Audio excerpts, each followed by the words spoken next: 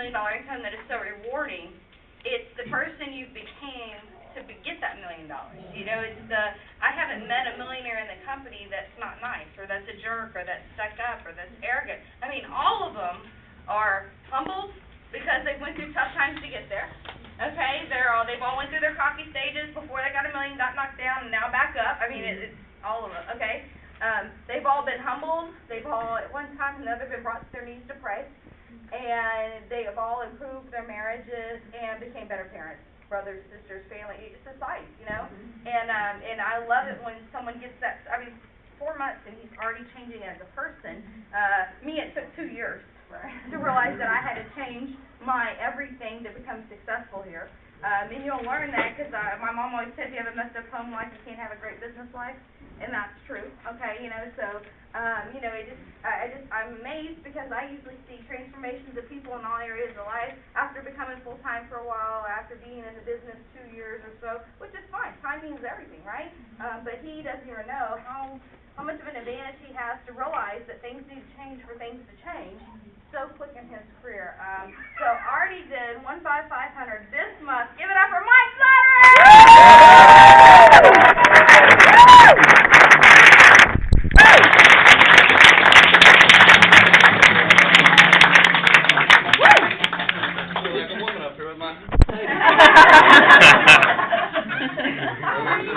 I've grown a lot. When I started here, so I did my IBA in the beginning of March. Put on about 150 pounds since then. Man, I couldn't do this without Aaron, Elena, Todd, Lisa, John, Abby, especially my sister-in-law Ilya and my brother Matt, my little brother Paul. You know, I've always been. This is gonna sound weird or something for me, but I've always been starving for something bigger. You know what I'm saying? It's like we all know that the world's bigger than just us, and it's like, where do you get that nourishment? Where do you get that fed? And so I started coming here, and I'd sit in the back, and I'd be like, oh man, I'm not like John and Abby, I'm not like Elson, I'm not Bo and Melissa. They can do this. Look at Ben, how he does that. You know what I'm saying? But the reality of it is that they were where I was at. You know, Primerica is like an escalator. You're never going to get to the top if you don't take a step and get on it. Yeah. And the reason why people are ahead of you is because they got on the escalator before us. Right. So just follow them and take the step. You know? I mean, my sister-in-law would tell me, oh, Mike, you're doing great, this, that, my brother. You know, and it's like, in your head you think, oh, they're just saying that because, you know, the meetings you're always saying be positive. You know, my dad used to tell me perception is reality.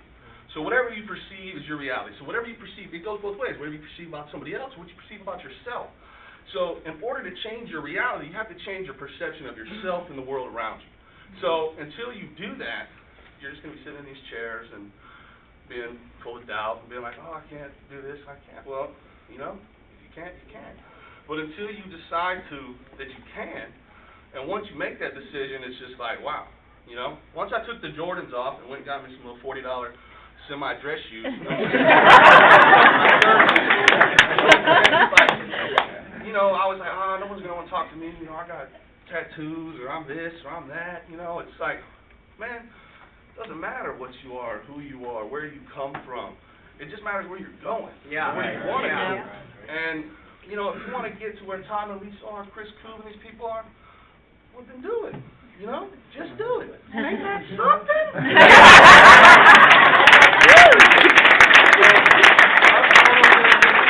But I really ain't got much more to say other than just thank God and everybody else, man, because y'all inspire me and y'all, you know what I'm saying? But Ilya, you're the champ.